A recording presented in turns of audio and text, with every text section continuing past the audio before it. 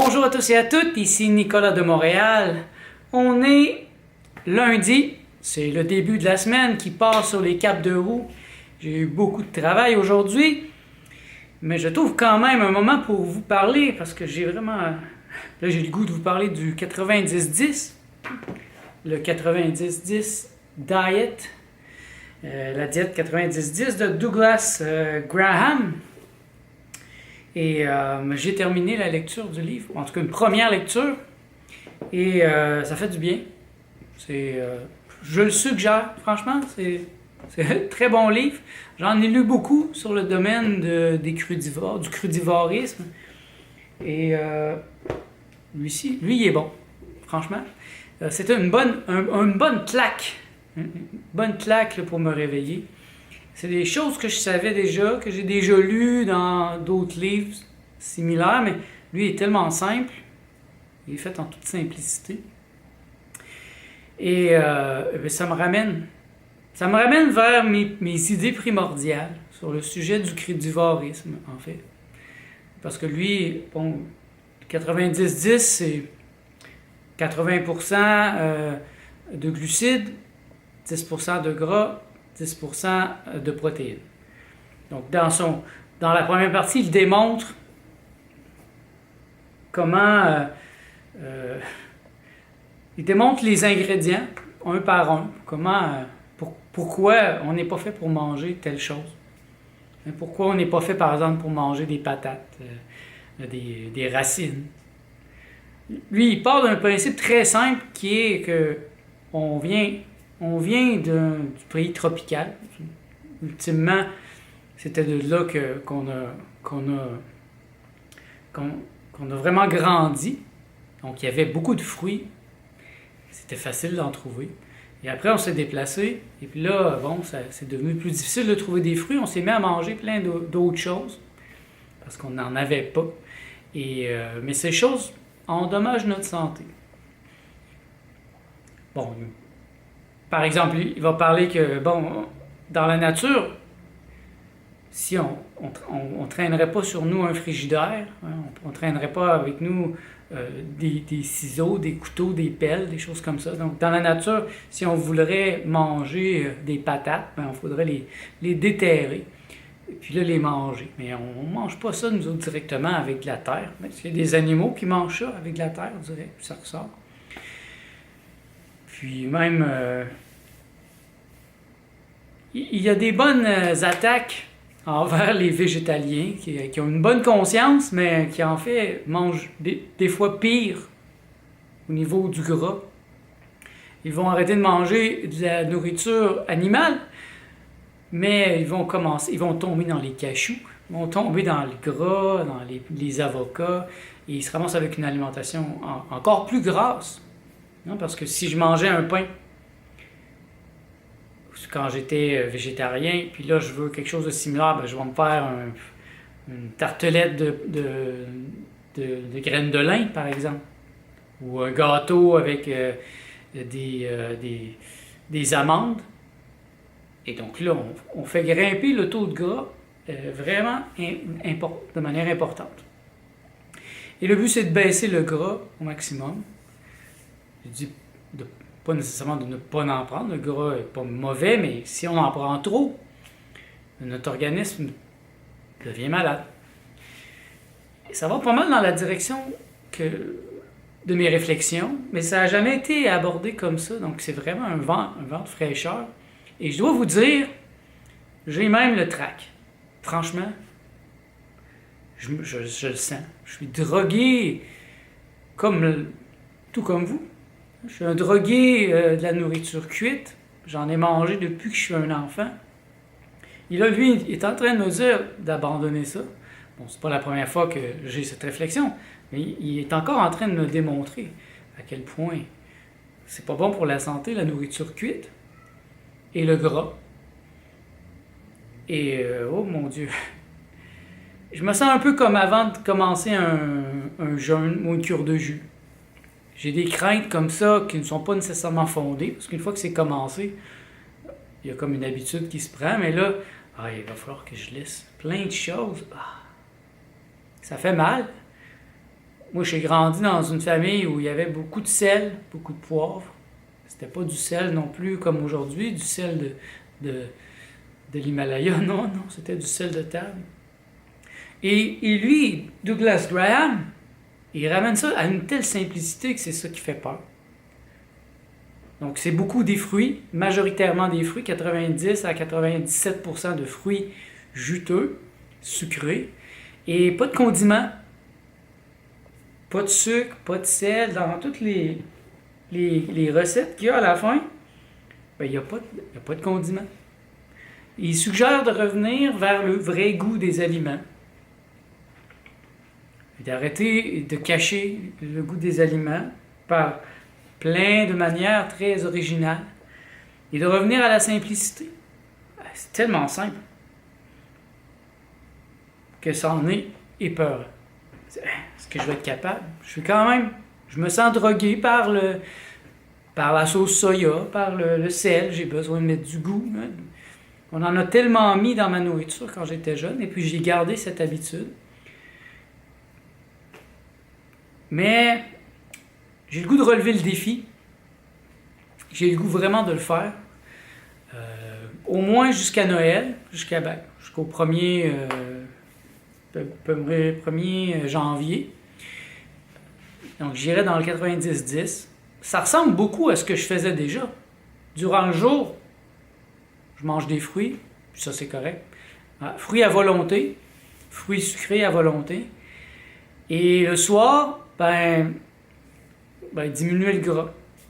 C'était pas si pire que ça, là, mais je vais faire encore plus attention. Donc, c'est très très peu, là. Un tiers d'un avocat, 6 onces d'avocat ou 2 cuillères à table de graines de chanvre. Parce que dans le calcul qu'il fait du pourcentage de gras dans l'alimentation, ça monte vite avec certains ingrédients. Il n'y en a presque pas dans les salades, dans les fruits, mais quand on prend de l'huile d'olive, c'est 100% de gras, donc pouf, ça fait monter le taux de gras tout de suite d'un coup. Et donc ça va demander beaucoup d'attention et de la volonté parce que, vous voyez, on est allé manger hier chez l'herbivore, le méga déjeuner. C'était gros, c'était gras, c'était lourd. Et ça m'a comme ramené sur terre. J'étais comme volatile, j'avais des émotions qui montaient, alors au lieu de les affronter, j'ai mangé.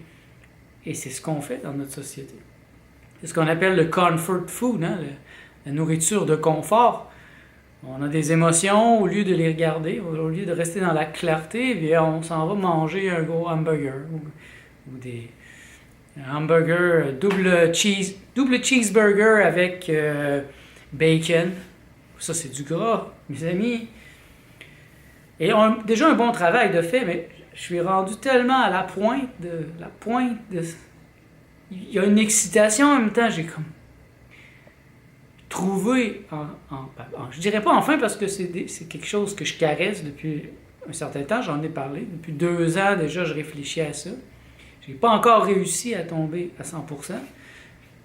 Pour l'instant, je suis pas encore convaincu qu'il faut que je sois 100% crudivore. J'ai beau lire ces choses-là, c'est des livres qui ont beaucoup d'arguments très intéressants.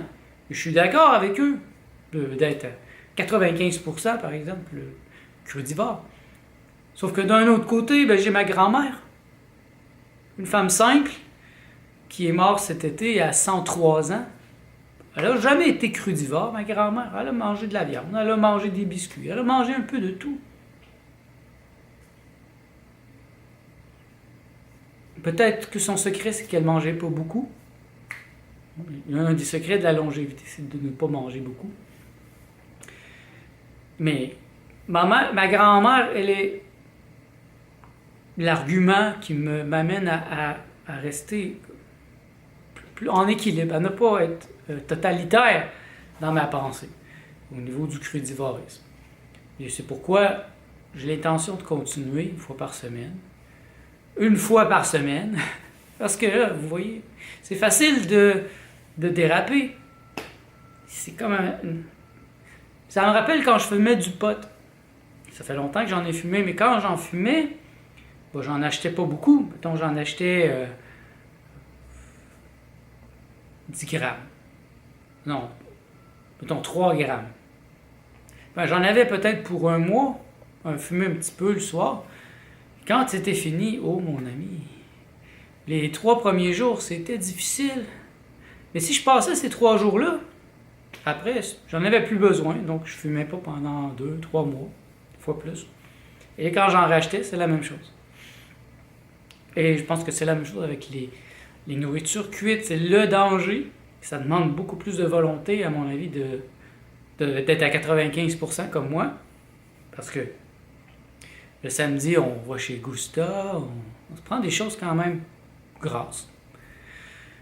Puis là, vous voyez, dimanche, j'en avais le goût. Et je me suis fait plaisir. Martha, elle était partante aussi. Et je veux arriver à être plus fort. Plus fort. C'est difficile parce que je me sens seul. Je me sens vraiment seul présentement à ce niveau. J'ai pas d'amis. C'est pas comme si j'avais des amis qui venaient ou on allait au restaurant et puis c'est tous des crudivores. Alors c'est facile. On s'appuie, mais non, je suis toujours le seul à penser à ces choses-là. C'est encore plus évident quand je vais dans ma famille.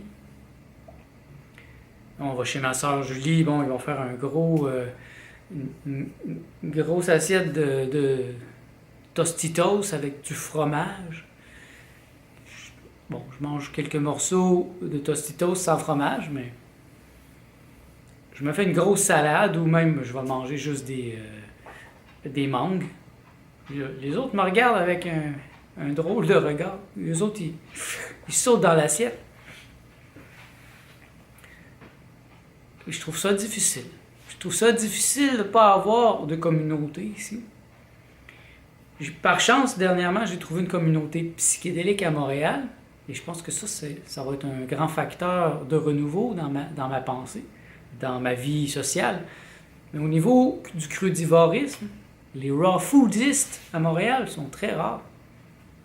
Il y a beaucoup de végétaliens, des véganes, mais Doug, il tape sur les végétaliens aussi, hein, parce que, comme je disais, végétalien, vous avez peut-être la conscience claire parce que vous ne mangez pas de produits animaux, mais en même temps, qu'est-ce que vous mettez dans votre corps? Il y a beaucoup de junk food végétalien. Vous avez vu hier, chez l'herbivore, chez Gusta, ils ont toute la panoplie, là. La pizza, le burger, la poutine, c'est toutes des réinventions végétaliennes. Mais c'est pas très bon pour la santé quand on mange ça tous les jours, que ça devient notre vraie alimentation. Puis je sais que certaines personnes mangent ça tous les jours. Et c'est une drogue. Voyez ça comme ça. Voyez ça comme une drogue. Et qu'il vous faut faire un sevrage. Et c'est dur à croire. Mais si vous en faites l'expérience, vous allez le voir. Le fromage, ben c'est démontré. C'est pas seulement dans ce livre-là. Je l'ai vu dans plusieurs livres. Le fromage, il y a quelque chose à l'intérieur qui est comme une drogue, qui provoque un état qui fait qu'on en veut toujours plus. Et je sais, j'étais un addicted au fromage. J'en ai mangé du fromage. Mais j'aimerais tellement ça, ne pas être le seul à parler de ça autour de moi. Parce que bien sûr, il y a des gens sur les réseaux sociaux, etc. Mais ça n'a pas d'impact quand je vais au restaurant. Puis, donc, je suis allé, il y a 6 mois, je suis allé au restaurant avec des amis à Martha. Tout le monde s'est pris le burger. Moi, je me suis pris une grosse salade. Crue. Et puis, ça a demandé beaucoup de volonté. J'avais le goût. Le burger, il avait l'air bon. Mais en même temps, si les gens autour de moi, si ma société est inconsciente de sa santé, c'est pas une raison pour que moi je le sois. Donc, je comprends bien maintenant. Il met en garde Douglas contre certaines choses que je faisais aussi. Faire attention aux tartelettes de graines de lin. J'en ai fait dernièrement. C'est très populaire dans la communauté crudivore.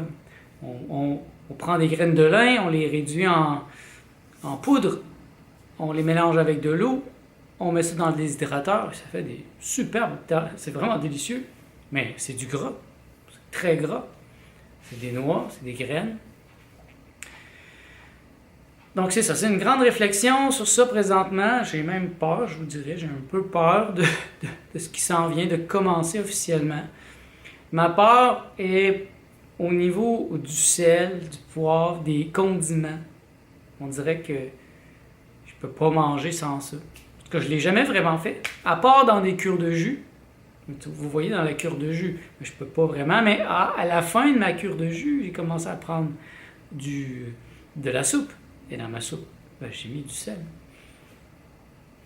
Et il fallait que j'aie un goût dans ma bouche. Et l'habitude, 40 ans d'habitude, c'est long et c'est pernicieux. Et c'est surtout aussi que moi j'ai changé, mais la société autour de moi n'a pas changé. Quand je vais dans ma famille, à Québec, ils n'ont pas tellement changé. Oh, ils sont curieux, donc ils vont goûter des choses que je fais, mais si moi je suis pas là, ils vont pas acheter biologique.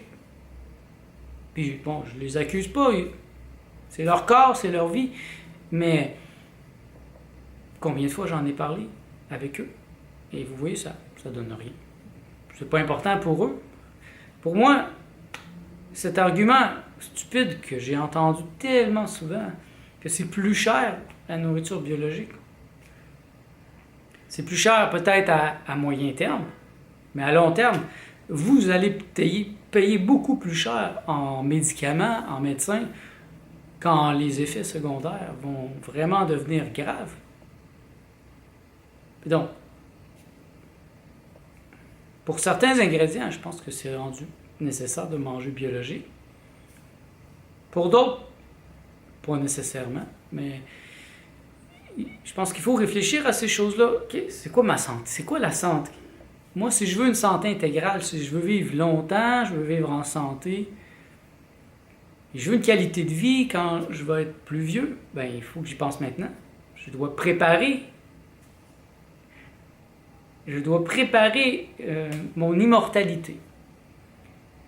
Et je pense que ça passe par une alimentation consciente. Ma grand-mère a grandi par chance sur une ferme. Elle venait de la campagne, donc la majorité de sa vie, elle l'a passé sur une ferme à manger des ingrédients qui poussaient sur sa ferme. Mais ce n'est pas mon cas. Moi, j'ai grandi à Lévis, dans la banlieue, à une époque où on était bombardé par des nouveaux produits qui n'avaient jamais existé dans l'humanité. Donc, imaginez qu'est-ce qu'il y a à l'intérieur de moi. Et même, je pense que je suis pas si pire que ça, parce que ça fait déjà presque 10 ans que je mange avec attention, et depuis 2-3 ans, végétalien, donc il y a un processus d'épuration qui se fait, mais on pense pas à ça quand on est plus jeune. Mais moi, j'arrive à un âge où ce genre de choses devient importante. Quelle qualité de vie j'aimerais avoir? Il y a 3 ans, j'avais des hémorroïdes et ça faisait mal. Il y avait du sang qui coulait quand j'allais aux toilettes.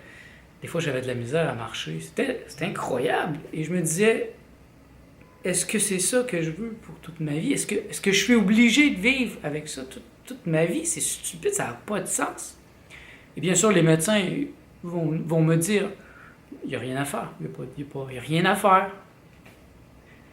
Par contre, on peut vous vendre certains produits, monsieur. Alors qu'il m'a suffi de devenir végétalien, de commencer à manger beaucoup de légumes, beaucoup de fruits, et la douleur a diminué à 90%. Je n'ai pas guéri. Je ne pense pas qu'on peut guérir aussi rapidement de quelque chose qu'on a travaillé en nous depuis notre naissance. C'est depuis ma naissance que j'ai mangé des choses qui n'étaient pas dans l'ordre des choses. Ce que j'apprends aujourd'hui me choque terriblement. Le livre 90-10 est une bonne lecture pour vous ramener à l'essentiel. Vous pourrez faire vos choix après. Décider qu'est-ce que vous voulez. Il y a une version du 90-10 pour les gens qui veulent manger cuit aussi, mais comme il dit, la real version. La vraie version, c'est 100% crudivore, avec des ingrédients crus, des ingrédients entiers. Donc, pas de déshydratation, pas de jus. J'étais pas mal dans les jus ces temps-ci. Et je pense que dans un contexte d'une cure de jus, c'est correct. Mais c'est vrai que si ça perdure, ce n'est pas la manière naturelle. Dans la nature, je ne me promènerai pas avec une machine à jus. Je mangerai les fruits. Et il explique très bien à quel point c'est un corps, c'est quelque chose d'entier, d'intégral. Donc si on prend juste le jus, puis on jette le reste, ben, il y a des éléments importants qui venaient faire que ça c'était entier, que c'était balancé.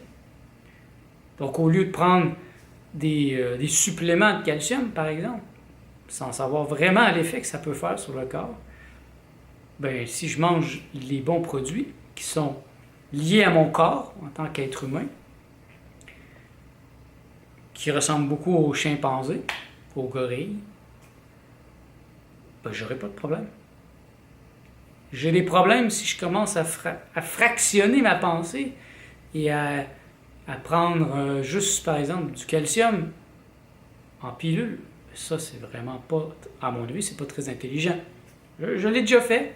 Je n'étais pas éduqué. Mais je deviens plus critique à ce niveau. Et c'est ça qui est difficile. Si vous êtes comme moi, vous me comprenez. Il faut toujours questionner tout. Parce qu'il y a plein de produits cachés dans la nourriture. C'est incroyable. Et il faut constamment affronter les gens qui s'en foutent. Pour qui c'est pas important, qui ne vous croient pas. En tout cas, j'en ai parlé à beaucoup de gens et pour eux, c'est pas important. Et là, ils vont tomber malades. Et ils tombent malades, bien sûr, et ils comprennent pas. Et là, ils dépensent beaucoup d'argent. Parce qu'ils font confiance aux médecins, bien sûr. Moi, je ne fais pas confiance aux médecins, donc je ne me mettrai pas dans une situation où je vais devoir aller les voir. Donc, il faut que je travaille ma santé. Et avec intelligence. Par exemple, présentement, je n'utilise plus de dentifrice. Ça ne sert à rien, vraiment. Je me suis acheté une bonne brosse à dents. Et le soir, en regardant la télévision, je me brosse les dents méthodiquement, doucement, pendant au moins 30 minutes. Alors, au lieu de faire comme la majorité des gens, 5 minutes avant de me coucher, je vais me brosser les dents comme un malade avec des produits chimiques qui font plus de dommages que d'autres choses. Mais j'y vais tout en douceur. J'ai la même brosse à dents depuis près de 6 mois. Elle est encore belle. Il faut tout réapprendre. Donc, questionner l'autorité, penser par soi-même. Ça, c'est une pensée très, très profonde de Timothy Leary, qui m'a beaucoup inspiré. Toujours questionner l'autorité. Quand j'avais 20 ans, je n'avais pas pensé que ça deviendrait comme ça un acte de résistance à chaque instant. Parce que plus on vieillit, plus c'est difficile. C'était facile de remettre tout en question quand j'avais 20 ans. J'avais aucune responsabilité. Mais maintenant, j'en ai quelques-unes. J'ai un appart, j'ai une compagne, j'ai des animaux de compagnie. Je dois quand même avoir une continuité. Et puis, si je tombe malade, j'ai aucune sécurité, moi.